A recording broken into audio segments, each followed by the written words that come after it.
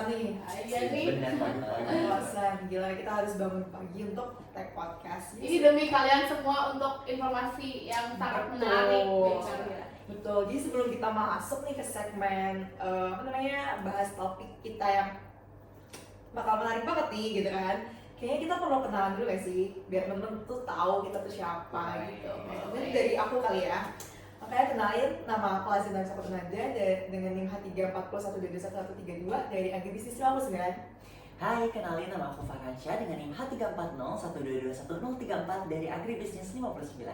Kenalin, aku Putri Inam Baheram dengan NIM H34012211021 dari Agribisnis 59. Nah, kalau aku kenalin, nama saya Rizky Muhammad Ahdan dengan NIM H3401221127 dari Agribisnis 59. Kita semua dari Agribisnis 99 dari Paralel 1. Dan pagi-pagi ini pasti kabarnya masih baik semua dong. Masih semangat dong. Semangat banget kita. Kan kita bakal ngasih informasi ke teman-teman sekalian juga. Jadi kayaknya cukup kita seperti namanya, mungkin kita bisa langsung masuk nih ke topik pembahasan kita. Oke. Ya nih, kita tuh mau ngomongin topik yang sering banget dibahas waktu kuliah. Tapi ya kalau di luar kelas malah suka di skip karena kelihatan ribet. Padahal keputusan buat kita ambil modal itu bisa bikin usaha sukses atau malah keteteran.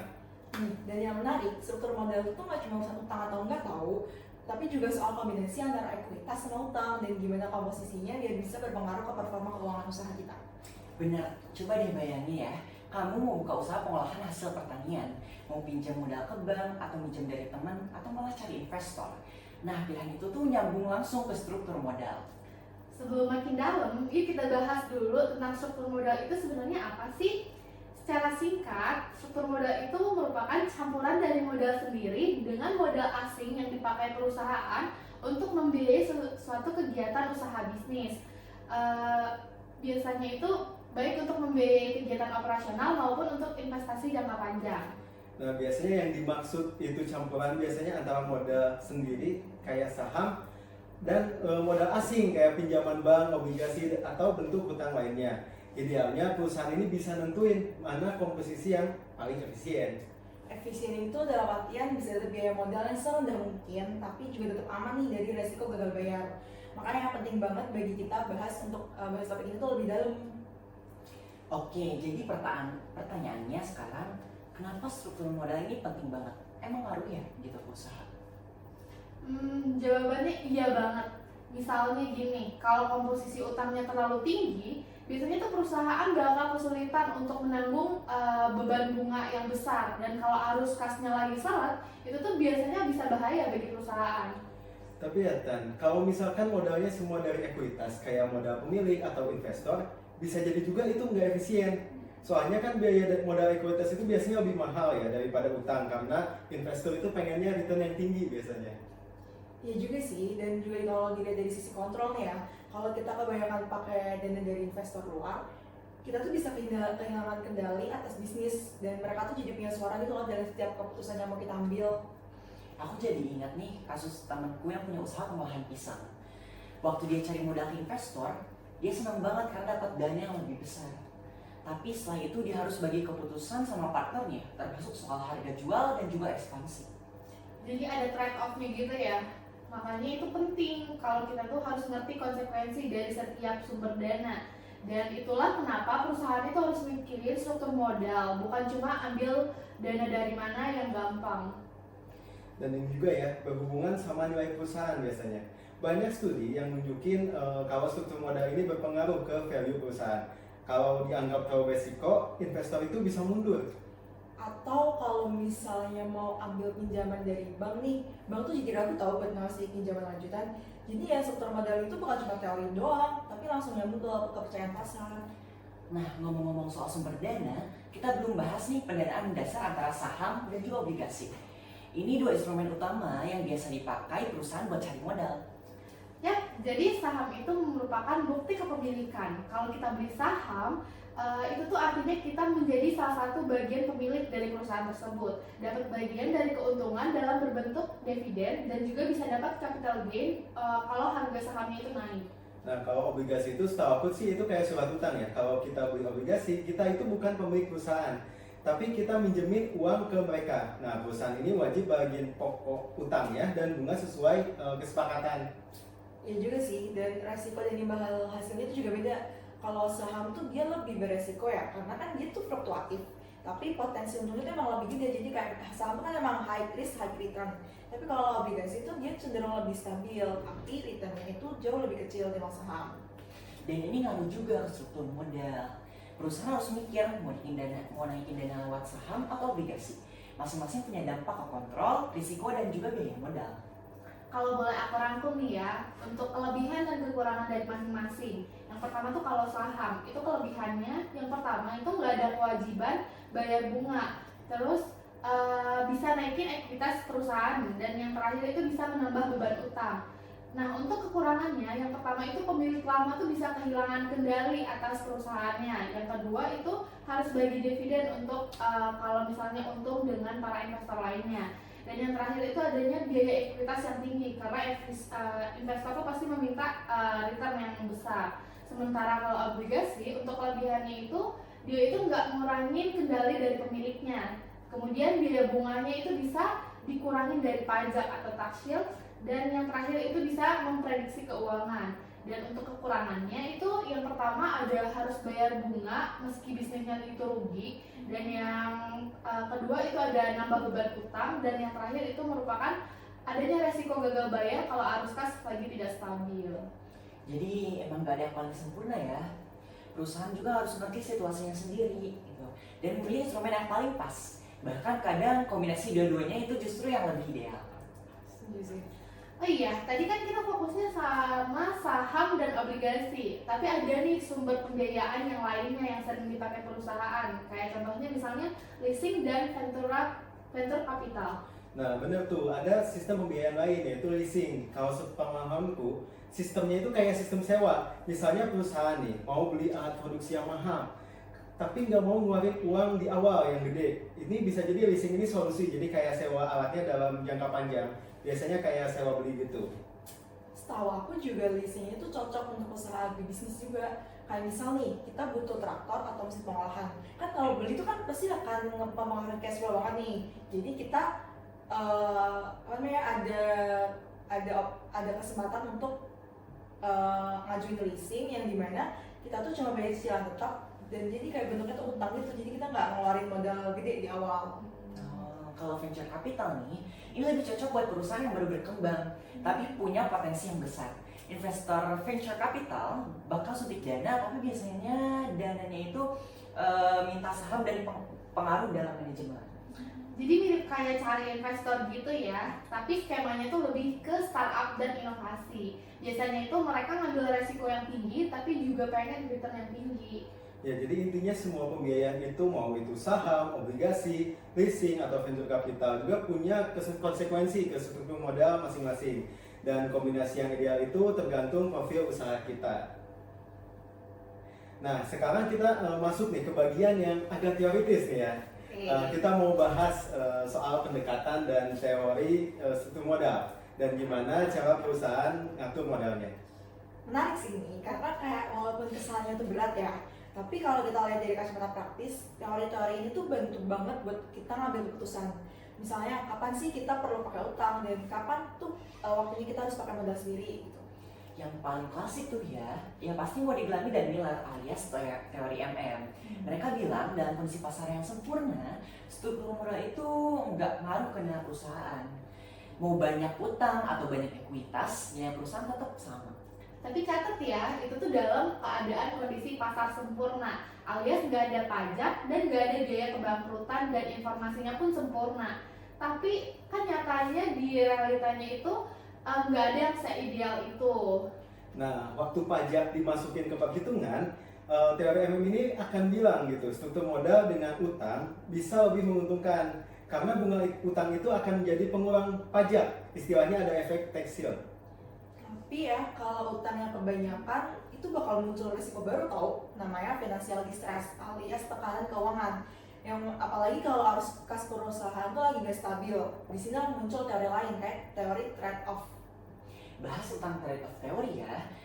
Teori ini tuh intinya nyari titik optimal antara manfaat pajak dari utang sama biaya potensial dari risiko. Jadi perusahaan nggak boleh terlalu agresif atau terlalu konservatif juga. Ada juga nih teori yang aku suka banget karena lebih realistis aja bagi kita, yaitu ada picking order teori. Nah, teori ini bilang kalau misalnya perusahaan tuh punya urutan preferensi dalam cari dana. Iya, yang pertama biasanya mereka itu bakal pakai dana internalnya sendiri. Misalnya kayak laba ditahan, kalau nggak cukup baru itu cari utang. Dan pilihan terakhir adalah terbitin saham baru. Soalnya nih ya, saham baru ini sering dianggap sinyal negatif oleh pasar. Nah itu betul, kadang juga tuh bikin investor jadi curiga kayak, wah perusahaan ini tuh butuh dana banget ya sampai harus terbitin saham. Jangan-jangan lagi nggak sehat.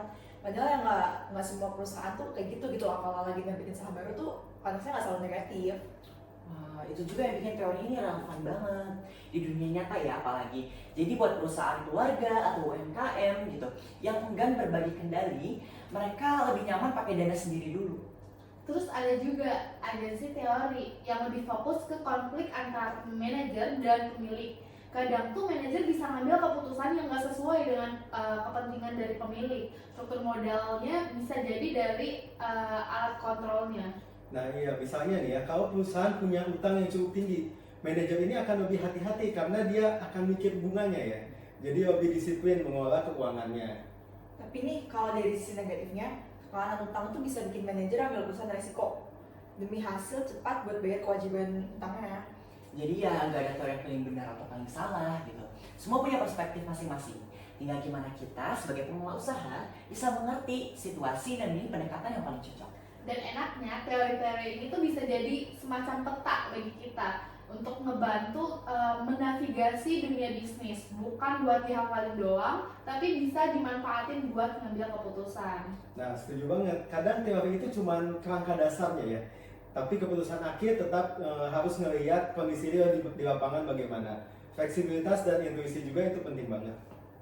Nah, tadi kan kita udah bahas dari struktur modal, sisi teori, dan perusahaan yang gede ya. Tapi gimana kalau kita balik ke realita mahasiswa? Misalnya nih, kamu pengen buka bisnis, tapi itu bisnisnya kecil-kecilan, kayak minuman kekinian, catering, jualan online. Gimana tuh struktur modalnya? Nah iya, kalau kita lihat ya, kebanyakan mahasiswa sekarang ini kalau misalkan mau bikin bisnis, modalnya tuh pas-pasan. Jadi pilihan pembiayaannya biasanya yang pertama tentu dari modal sendiri ya, dari tabungannya. Yang kedua bisa patungan sama teman-temannya bikin kelompok untuk bisnis. Yang ketiga nih ya, sumber dana paling dekat pinjam ke orang tua atau saudara-saudara yang bisa kasih pinjam ke kita. Yang keempat bisa ikut lomba atau inkubasi bisnis biar dapat pendanaan. Setuju tuh, karena kita pernah coba bikin usaha cookies bareng teman. Terus kita pakai sistem patungan, jadi masing-masing tuh kita ngeluarin modal 300.000. Jadi bisa dibilang itu struktur modalnya tuh murni dari aktivitas pribadi ya, tapi ya konsekuensinya juga semua keputusan tuh kita harus benar-benar tuh mikirinnya karena biar nggak ada yang ngerasa kayak nggak dianggap atau gimana dan biar memperlancar bisnis juga. Cuman terkadang pengambilan keputusan gitu tuh jadi makin bikin ribet gitu. Jangan lupain opsi utang ya. Walau skalanya kecil, misalnya kamu minjem nih uang 1 juta dari orang tua, terus kamu janji balikin dalam 3 bulan hasil penjualan, itu udah kayak versi ini dari pinjaman bank. Iya, tapi kita harus tetap realistis. Kalau belum bisa jamin pengembalian, mending jangan coba ngutang dulu deh. Karena kalau bisnisnya belum balik modal, itu tuh bisa jadi beban mental juga bagi kita yang baru mulai bisnis.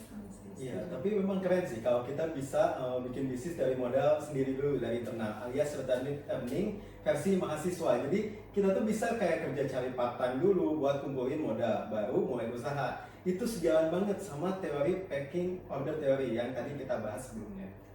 Iya, jadi urutannya lebih better nih kalau kita tuh pakai uang sendiri dulu. Terus kalau uangnya nggak cukup, baru tuh kita cari tambahan nih dari luar. Dan baru terakhir banget mikir buat ngajak investor yang minta bagi hasil atau bagi kepemilikan.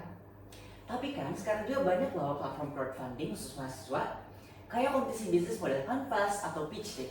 Kalau lolos bisa dapet dana hibah. Ini juga salah satu bentuk pendanaan non-utang. Tapi harus ada presentasi dan pertanggungjawaban. Dan jangan lupa inkubator kampus. Banyak loh kampus sekarang yang punya inkubator bisnis yang bisa bantu mentoring sekaligus kasih modal awal. Contohnya nih di kampus kita, IPB, ini tuh ada program PMW dan Startup school ya. yes, benar. Tapi syaratnya tuh kamu harus punya konsep yang jelas dan rencana usaha yang visible. Ya, intinya sih ya kalau kita lihat mahasiswa yang punya keterbatasan modal ini opsi pembiayaan ini tetap ada. Tapi tinggal kamu pengen pakai struktur modal yang gimana? Apakah modal sendiri, patungan, pinjam yang orang tua tadi, atau dana hibah, atau kombinasi dari semua pendanaan tersebut.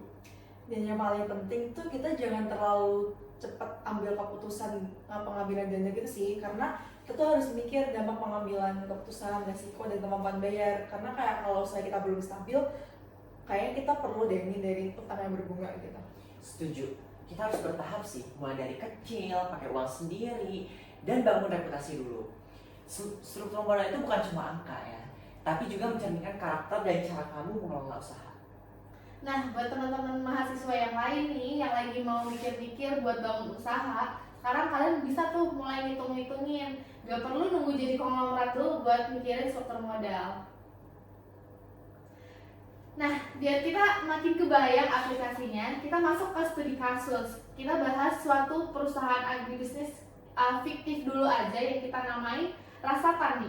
Bayangin ya, ini tuh startup makanan sehat berbasis bahan lokal, kayak keripik singkong organik, teh daun kelor, produk fermentasi, dan lainnya. Ceritanya itu si Rasa Tani udah jalan 2 tahun, dan sekarang dia mau ekspansi. Nah, produksinya mau ditingkatin, outletnya mau dibuka di 3 kota besar. Wow. Tapi ya, dananya tuh masih belum cukup. Pertanyaan aku, dia tuh harus ngambil dana dari mana sih bagusnya? Menarik ya ini ceritanya walaupun fiktif ya. Kalau dia mau jaga kendali penuh atas bisnisnya sih ya mungkin dia lebih cocok ambil pinjaman bank gitu sih, atau nggak bentuk yang obligasi jangka panjang. Tapi aja, kalau obligasi itu biasanya buat perusahaan gede nggak? Kayak minimal udah PT besar gitu, punya aset jelas dan kredibilitas bagus. Bener, tapi itu kalau Rasa Tani udah punya laporan keuangan yang rapi, ada peluang juga. Terus bisnisnya mulai dari obligasi swasta sederhana. Tapi ya itu, resikonya tetap harus bisa bayar bunga rutin dan pokoknya pas jatuh tempo. Atau dia juga bisa cari investor ekuitas, kayak angel investor atau venture capital. Berarti dia ngeluarin saham, kasih kemungkinan sebagian, tapi dapat dana besar buat ekspansi. Tapi kalau kayak gitu juga si Rasa Tani ini harus siap tahu untuk diaudit, transparan dan terbuka sama saran atau tekanan dari investor. Misalnya nih kayak harus ganti branding, naikin margin, atau ada kemungkinan untuk pindah lokasi. Nah iya, dan kalau misalkan perusahaan ini udah tumbuh gede, bisa jadi opsi jangka panjangnya adalah IPO, alias jual saham mereka ke publik. Tapi ya itu jauh banget lah ya dari sekarang. Mimpi boleh, tapi tetap kita harus realistis. Iya sih, setuju. Kalau Rasa Tani belum siap buka saham, dia bisa coba opsi tengah, yaitu ada crowdfunding. Sekarang tuh banyak platform yang ngasih akses buat bisnis. Itu tuh cari dana dari publik, kayak urun dana, tapi returnnya itu bisa model bagi hasil atau dividen mini. Oh, paham deh. Oh, itu kayak konsep yang gotong royong modal gitu kali ya. Dan tapi kalau kayak gitu juga tetap perlu transparansi gak sih? Karena walaupun investornya banyak dan bisnis kecil, tapi ekspektasi si investor itu tetap tinggi banget soal pelaporan dan perkembangan usaha. Kita belum bahas leasing atau sewa pembiayaan nih. Kadang daripada beli mesin mahal, lebih baik kita sewa. Apalagi kalau teknologinya cepat rusak. Iya, itu tuh penting sebenarnya. Rasa Tani misal mau beli mesin pengering daun kelor kan ya, harganya 500 juta. Kalau dibeli langsung itu makan cash flow banget. Tapi kalau leasing selama 3 tahun, biaya bulanannya lebih ringan dan nggak ganggu operasional. Jadi intinya ya sebelum ambil keputusan soal pembiayaan nih, si Rasa Tani itu harus lihat dari semua sisi. Yang pertama, kebutuhan dan jangka waktunya. Yang kedua, kemampuan bayarnya. Yang ketiga, tingkat kontrol yang mau dipertahankan. Dan yang terakhir, itu resiko yang bisa ditanggung. Kalau dari kalian nih tim yang mana nih buat Rasa Tani? Kalau dari aku sih, aku tim kombinasi ya. Soalnya dia bisa ambil pinjaman dari bank, buat modal kerja jangka pendek. Dan juga sisanya cari equity buat partner R&D dan ekspansi outlet biar resikonya kebagi gitu. Kalau aku sih mikir kayaknya dia lebih cocok crowdfunding sih. Kayak marketnya ini anak muda, produk lokal sehat yang segmennya tuh banyak yang orang suka gitu dan didukung sama banyak bisnis. Dan bisa jadi promosi juga. Kalau aku tim pinjaman bank dulu. Tapi dia harus cicilan yang fleksibel. Jangan langsung jual saham kalau belum kepepet amat. Wah, seru nih. Jadi intinya struktur modal itu harus disesuaikan banget sama karakter dari usahanya itu. Kondisi pasar dan kepribadian pemilik itu juga berpengaruh. Nggak cuma asal copy paste strategi orang lain. Nah iya, kita kan tadi udah bahas rasa tani nih ya. Kita banyak opsi pembiayaan. Nah sekarang kita bahas nih contohnya tanya. Tahu kan kafe di Dramaga ini ada kafe Fore. Iya, Kafe tahu, Fore tahu, itu tahu. tuh banyak banget ya sekarang kayak di mall-mall gitu ya. Dan hebatnya lagi tahun ini bulan kemarin bulan April mereka itu IPO. Keren banget sih. Oh, tahu tuh aku. Dan ini tuh menarik banget tau, karena menarik banget untuk dibahas dari sisi struktur modal. Karena apa? Karena awalnya tuh Fore itu masuknya tuh pakai modal venture capital kan. Mereka tuh dapat pendanaan dari X Venture, terus masuk juga tuh ke Tahi Group. Artinya sejak awal mereka pakai ekuitas eksternal. Jadi bagi saham ke investor-investor besar demi bisa ekspansi cepat. Dan kelihatannya berhasil, output mereka jadi ratusan. Tapi ada trade off-nya juga. Makin banyak investor yang masuk, makin besar juga tekanan buat growth-nya. Mereka tuh harus terus buka cabang, meningkatin profit, dan bangun teknologi biar scalable. Makanya sebenarnya waktu mereka memutuskan IPO itu bukan sekedar cari dana tambahan, tapi juga bentuk exit strategi buat investor awal yang tadi udah masuk pertama. Dan otomatis struktur modalnya ini mereka berubah jadi milik publik. Aku sempat baca tuh ya kemarin, kalau mereka tuh udah siapin semua dari awal tau, kayak sistem akuntansi, audit, legalitas, bahkan narasi brand. Jadi bukan cuma soal jual kopi, tapi mereka tuh juga jual ekosistem digital gitu loh, ada aplikasi, membership, dan sistem pemesanan cepat. Dan karena mereka udah IPO, mereka harus terbuka total ke publik. Ada kewajiban laporan keuangan, transparansi manajemen, bahkan keputusan strategis harus diumumin ke BI. Tapi kita juga harus lihat dari sisi resikonya. Dengan struktur modal seperti itu, kontrol founder bisa makin kecil dan ada tekanan dari pasar saham. Harga saham jadi barometer untuk performa. Tapi ya dari kasus ini kita bisa lihat ya bahwa struktur modal itu ternyata dinamis. Contohnya Fore Cafe.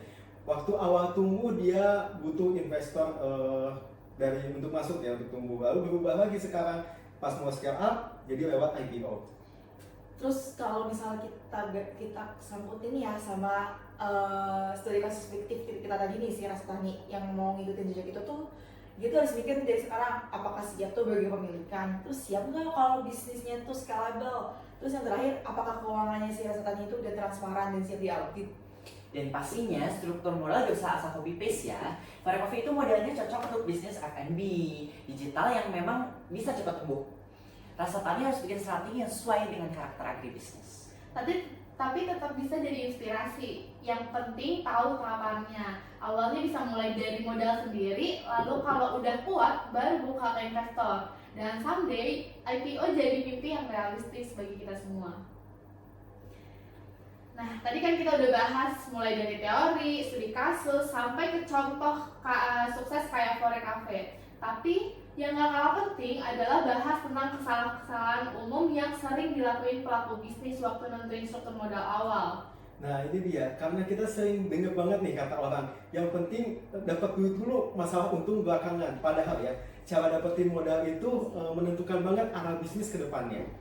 Kesalahan pertama nih menurut aku, itu adalah terlalu cepat ambil utang. Banyak banget pelaku usaha yang langsung minjem ke bank tanpa hitung kemampuan bayar. Padahal mereka tuh lupa kali ya, kalau cicilan tetap itu bisa jadi beban berat kalau arus kas belum stabil. Bener banget, utang itu bisa bagus, tapi kalau nggak dikontrol bisa bikin usaha ngos-ngosan. Kadang malah usaha baru jalan sebulan udah harus bayar bunga, terus malah muter duit buat untuk cicilan, bukan buat ekspansi. Kesalahan kedua, bagi kepemilikan itu ke orang yang salah. Misalnya baru mulai bisnis udah nawarin 50% saham ke teman. Padahal itu cuma modal uang, tapi nggak ikut terlibat dalam operasional. Akhirnya tuh malah ribut di tengah jalan karena nggak sevisi. Nah, oleh karena itu ini tuh harus diperhatiin banget ya. Karena saham itu bukan cuma masalah uang, tapi juga kontrol. Sekalinya kita jual kepemilikan, kita itu nggak bisa ambil keputusan sendiri lagi gitu. Jadi harus ke partnernya. Jadi pastiin ya, kalau kita benar-benar harus kenal sama percaya sama partnernya. Kesalahan berikutnya nih, nggak mikir jangka panjang. Banyak yang mikir kayak, nanti mah bisa dimulai sambil jalan. Tapi nggak bisa gitu tau, struktur modal tuh harus dirancang nih dari awal banget kita mulai bisnis. Kalau salah fondasi, ya lama-lama bisa rapuh. Dan juga banyak yang nyiapin laporan keuangan, bahkan yang paling mendasar. Padahal kalau mau cari pendanaan lanjutan ya, Laporan keuangan itu kunci banget. Gimana mau dipercaya investor atau bank kalau catatan keuangannya aja gak jelas. Terus ada juga yang terlalu banyak ikut-ikutan, melihat startup lain dapat pendanaan gede, langsung pengen cari investor juga, padahal mah belum butuh. Itu tuh bisa jadi blunder bagi kalian pebisnis pemula, karena bikin fokus bisnisnya malah ke fundraising, bukan ke produknya. Iya, jadinya kita harus tahu dulu ya posisi usaha kita itu di tahap apa. Kadang modal internal dan profit ulang itu akan cukup untuk buat awal. Bukannya skala itu harus diekspansi ya, tapi kita juga harus mikir cari pendanaan eksternal itu harus pas udah cukup skalanya. Terakhir sih kesalahan yang sering kejadian, pengusaha tuh nggak siap tahu sama resiko modal yang diambil, entah itu resiko kehilangan kendali, beban bunga, ekspektasi investor. Terus banyak banget yang baru sadar pas udah kejadian. Makanya penting banget belajar dan diskusi dulu sebelum ngambil keputusan. Tanyain ke mentor, dosen, teman yang lebih ngerti, jangan sok bisa sendiri semua. Karena ngatur struktur modal itu bukan hal kecil. Jadi buat kalian yang lagi atau mau mulai usaha, coba cek lagi deh kamu tuh dapat modal dari mana dan apa konsekuensinya. Gimana cara kalian tuh ngebalikin modal itu dan apa efeknya buat masa depan usaha kalian. Nah iya, kita nggak bilang harus sempurna dari awal ya, tapi minimal sadar dan hati-hati. Karena kesalahan kecil di struktur modal bisa berdampak besar nantinya. Kata kuncinya sih ya perhitungan deh ya, bukan cuma berani. Modal tuh boleh berani, tapi keputusan finansial itu harus pakai akal.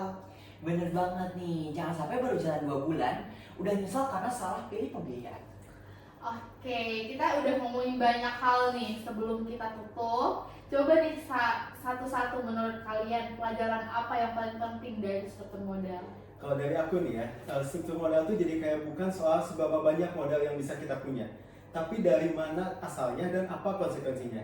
Jangan sampai kita fokus ekspansi, tapi lupa cara bayar cicilan atau hak investornya bagaimana. Kalau dari aku sih ya, aku tuh belajar nih kalau struktur modal tuh adalah fleksibilitas. Karena kita tuh kadang kita harus gabungin nih beberapa sumber modal dan itu tuh gak apa-apa tahu. Kayak yang penting kita tuh paham kapan kita perlu pakai modal sendiri dan kapan kita perlu bantuan dari luar. Bener-bener, kalau aku percaya usaha tanpa perhitungan tuh bisa jadi bom waktu. Struktur modal itu kayak pondasi nih, dan makin tinggi kamu mau bangun usaha, makin kuat juga struktur yang kamu harus siapin. Aku setuju sama kalian semua. Tambahan dari aku, pelaku bisnis juga harus realistis. Jangan maksain pakai model perusahaan gede buat usaha yang kecil. Kenalin dulu tahap bisnisnya dan bangun struktur modalnya sesuai kapasitas. Oh my god, seru banget tau urusan kita kali ini. Kita yang dari awalnya cuma bahas modal, terus kita jadi ngerti lebih dalam bahwa setiap pendanaan tuh punya dampak jangka panjang. Ya, dan yang paling penting ini, nggak ada struktur modal yang paling benar buat semua perusahaan. Kita tuh harus disesuaikan sama karakter bisnisnya, resiko dan tujuan jangka panjangnya.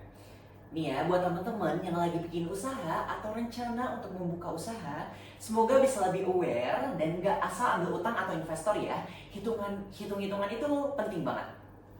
Oke deh, mungkin kita udah di tahap akhir acara. Makasih banget buat kalian yang udah mau ngedengerin dan nontonin podcast kita. Kalau kalian punya ide dan topik lain seputar dunia agribisnis, boleh langsung di komen aja. Jangan sampai kelewatan di episode selanjutnya di Ngobrol Agribisnis. Bye-bye. Bye-bye.